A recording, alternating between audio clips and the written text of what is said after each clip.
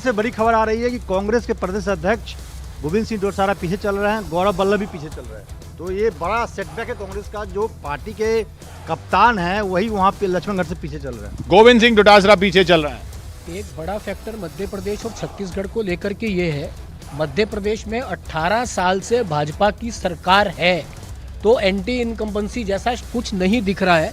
और छत्तीसगढ़ में जहां पिछले 5 साल बीजेपी जमीन पर बिल्कुल नहीं थी, वहां भी वो आज 37 सीटों पे खड़ी है 90 में से। या मध्य प्रदेश में तो बीजेपी की सरकार थी, वो और बड़े बहुमत के साथ आती दिख रही है। राजस्थान में कांग्रेस की सरकार थी, वहां बीजेपी आगे चल रही है। छत्तीसगढ़ में बिल्कुल सही बात राजीव तुली जी ने कही कि 46 सीटों पर कांग्रेस जरूर बनी हुई है, लेकिन यहां पिछली बार प्रचंड बहुमत था। जो प्रचंड था ना वो इधर था। देखिए, वो जो मोदी मैजिक देखना चाह रहे हैं ना, अगर राजस्थान में कांग्रेस के सबसे बड़े जादूगर को मोदी गायब कर दे रहे हैं तो मोदी मैजिक ही तो हुआ, और कौन सा मैजिक देखना चाहते हो। दूसरी बात यह है कि छत्तीसगढ़ में देखिए बीजेपी प्लस में है, मध्य प्रदेश में प्लस में है, राजस्थान प्लस में है और तेलंगाना में भी प्लस में है, भारतीय जनता पार्टी प्लस में है। राजस्थान का चुनावी इतिहास और अभी आपको पता नहीं, अगर चुनावी इतिहास पता होता तो वो इतिहास ही बता रहे ना, पिछली बार के मुकाबले प्लस में।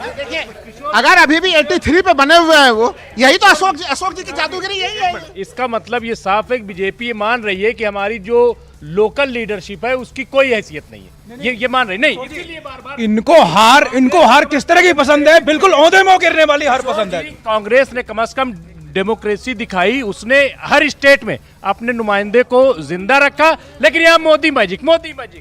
देखिए, अगर स्टेट की लीडरशिप की बात करें, आप मध्य प्रदेश में आइए, आप कमलनाथ जी के अगर मध्य प्रदेश में एक्सपीरियंस की बात करते हैं तो शिवराज चौहान की बात करें तो दोनों के एक्सपीरियंस में स्टेट की राजनीति में बहुत फर्क है। तो आप ये तो नहीं कह सकते। दूसरी बात, अगर राजस्थान में बात करें तो राजस्थान में तो कांग्रेस के अंदर जब से वहाँ शिवराज जी का कौन जिक्र कर रहा है? आप बताइए।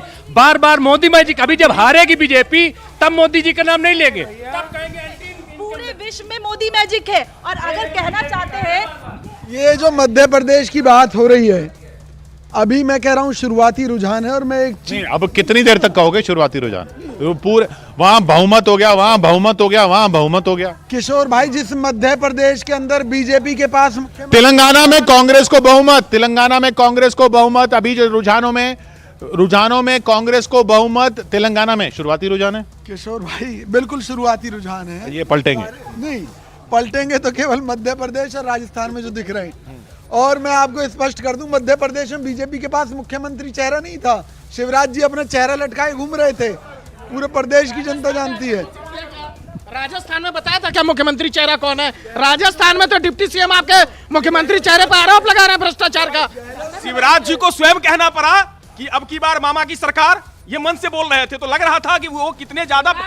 4 बार मुख्यमंत्री रह चुके हैं आप। 18 साल से गायब हैं मध्य प्रदेश। किशोर जी, एक प्रैक्टिकल बात है, आपको ध्यान होगा कि इसी सब बहुमत से नीचे चली गई है छत्तीसगढ़ में कांग्रेस 44 पर और 41 पर बीजेपी।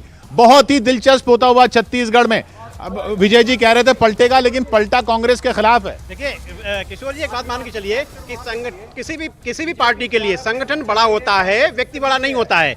आपको याद होगा कि इन्हीं सब बहानों से, लोगों के कहने के कारण कल्याण सिंह एक जमाने में संगठन के खिलाफ खड़े हो गए और कल्याण सिंह की दुर्गति हुई।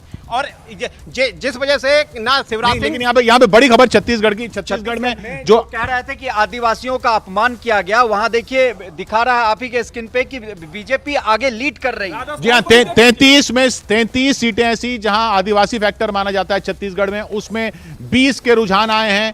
33 में जो 20 के रुझान आए, 21 के रुझान आए हैं, उनमें 12 पर बीजेपी आगे, 9 पर कांग्रेस आगे। लेकिन ये 12 जो बीजेपी आगे, ये +10 थे।